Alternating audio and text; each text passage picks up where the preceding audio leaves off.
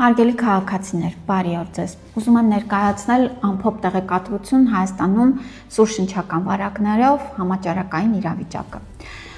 Մենք ամենօրյա մոնիտորինգ ենք իրականացնում թե հիվանդացության եւ թե ԱԱՊ հիվանդանոցային օղակ եւ շտապ օգնության ծառայության դիմելության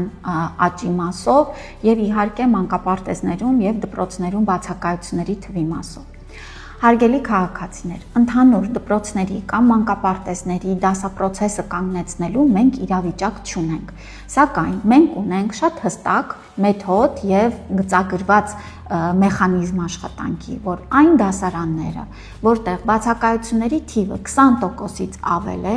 այս դասարանները կարող են անցնել հեռավար ուսուցման։ Մենք մեր կրթության գործընկերների հետ ամենօրյա կապի մեջ ենք եւ այս հետ մոնիտորինգի արդյունքներով դասարանները ինքնուրույն կարող են անցնել հեռավար դասապրոցեսի, որ մի կողմից պաշտպանենք մեր երեխաների առողջությունը եւ հնարավորություն տանք, որպիսի վարակի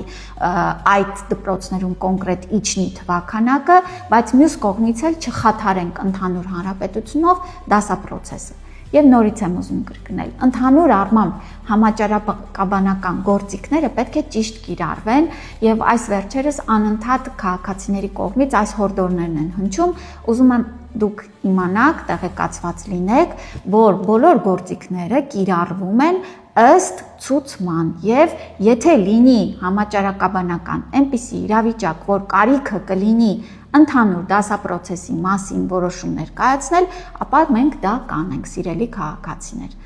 Առողջ եղեք, խնդրում ենք այն քաղաքացիները, ովքեր որ չունեն ախտանշաններ եւ